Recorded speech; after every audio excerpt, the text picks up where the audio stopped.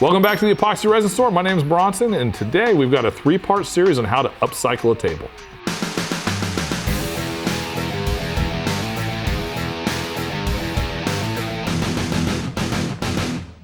All right, on this table that's been given to us, it's a nice square table. I believe it's 5x5 if I remember correctly. There's a lacquer on top. So all I'm gonna do is I've got my trusty hand sander out. This one's my heavy duty sander, my Festool. I've got a 60 grit on, and I'm just gonna give it a really good sanding. I wanna really get that surface roughed up so that I have something when I put my bonding primer that it bites onto and has something to hold onto that's not slick. So I'm gonna take this sander, I'm gonna sand the entire surface that I'll be epoxying. I'm gonna take special care to address the seams there. I want it so it's nice and smooth when I go over it with my hands. Now this table has a leaf in it. Our client has this, so we're gonna lock the leaf in place and we won't be using it again. So we're gonna make sure that the seams are addressed where the leaf came together and that they're nice and smooth. We'll fill those in so that when we go to put our epoxy on, we have a perfectly smooth surface.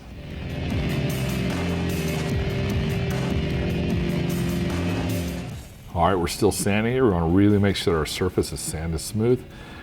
And make sure you get the fronts as well. You want to make sure everything is sanded that you're going to hit. So I'm just getting those spots right there, particularly where the seam came together.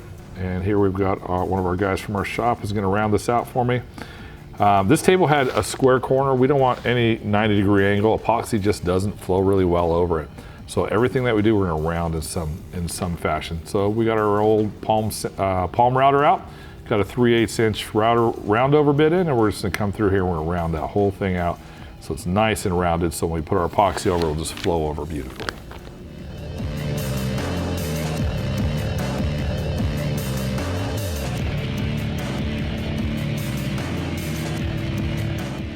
All right, now that we've got that all rounded out, I've got a 220 on a palm sander. I'm gonna lightly sand over these edges and close those out, just so we have a really, really good finish on it. Now you want to make sure you sand out your edges after you've rounded them to make sure they're not rough when you pour your epoxy. If you don't smooth them out with a 220 grit sandpaper, you'll end up with these little goose bumps on there, and you don't want that. It doesn't look good. So make sure you sand it out.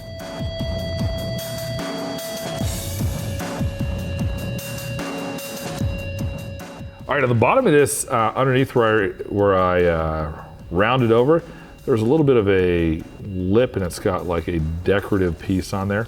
So I'm just gonna go ahead and with my hand sander, I'm just gonna rough it up a little bit. I got some 60 grit sandpaper on there. I'm gonna rough it up so when we get the bonding primer, it bites on really well and gives it something to hold on to.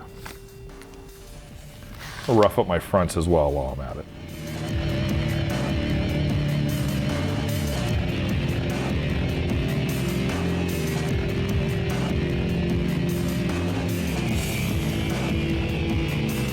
All right, so now I've got my blue tape here. This is the portion that I do not want to get epoxy on.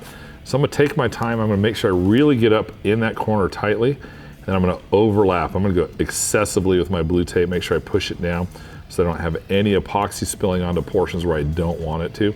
You'll still end up wrapping these entire legs with plastic and all that, but I really take my time, use the prep.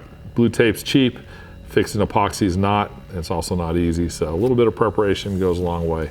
In for a penny, in for a pound, isn't that what they say? Something like that.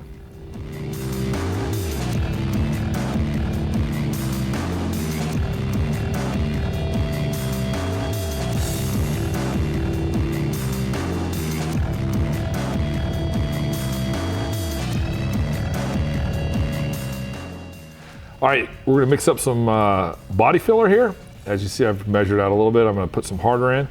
We're gonna spread this out over our seams, particularly those seams where the leaf of the table came together, and then we'll be sanding those out smooth so that we'll be ready for our epoxy coat.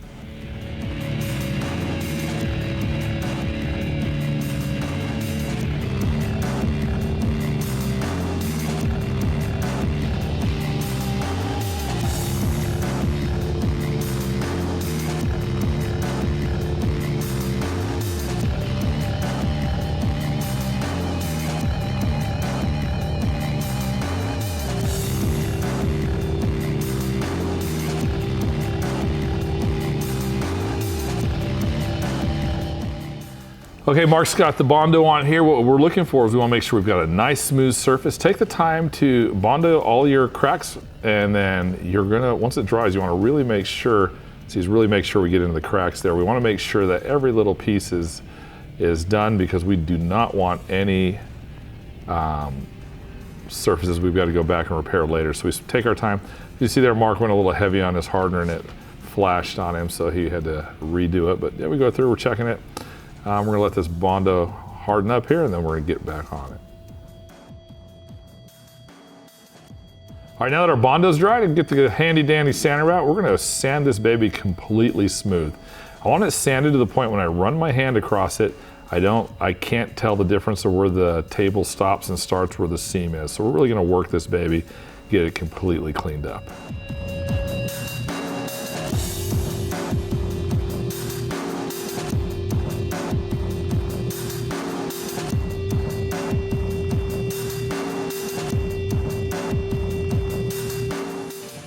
All right, at this point I've got my bonding primer. I've got my favorite one. It's a Valspar product, and it is an extreme adhesion.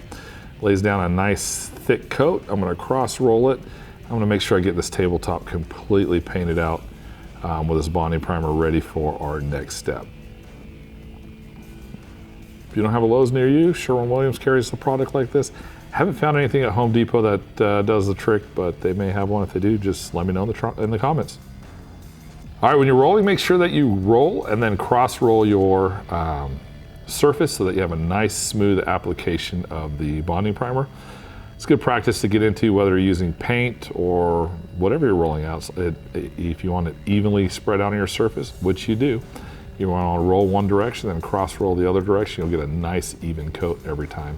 You won't be sorry if you employ that practice regularly. All right, take care to bond your edges and your sides as well, so you have a nice, beautiful coat evenly applied throughout this.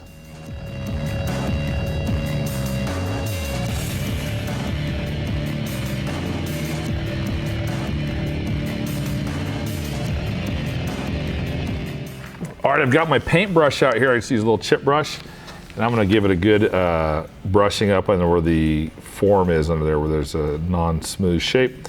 Let's make sure we got some bonding primer in there so that we will have a beautiful application in the end. Paint, paint, paint, paint, paint. Oh, a moth tried to get me, what the heck? I took it like a man though, I swatted it away. That moth, he never came back again. He came back once to apologize. I accepted it gracefully and then sent him on his way. All right, we're gonna have a dark epoxy finish. So the bonding primer is dried at this point. So I'm gonna pour down some, in this case, I'm just using some acrylic from my shop. This is just acrylic paint. I'm gonna pour it out, it's a pour paint, and then I'm gonna use a weenie roller here and I'm gonna spread it all out. So I want a nice black surface because the epoxy design that we chose with this client, or this client chose, is a dark color. So if I was to use a white, it would ghost through and have like a weird light gray color. So we want to make sure we paint our substrate appropriately to match the epoxy design that we'll be putting on top of it. So where we've got a dark design, I'm going to go with a dark base coat. In this case, it's just an acrylic black.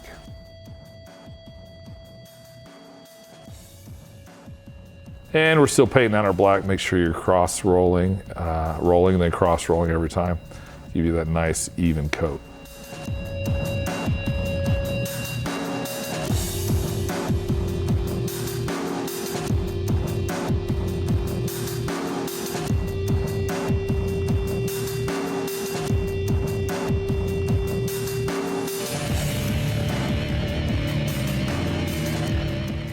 All right, still pushing away. Paint, paint, paint, paint, paint. Cross roll, cross roll, cross roll. Don't forget your sides. Look how beautiful those look as we roll that out. Oh, we're getting so close.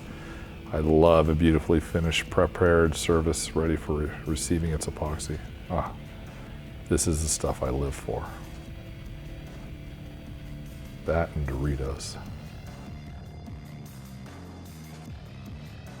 All right, like that, we've got all of our sides painted. I'm gonna grab the trusty chip brush. I'm gonna get up the underneath portion there that doesn't roll because it's not flat, and make sure we have our black evenly painted throughout the entire surface.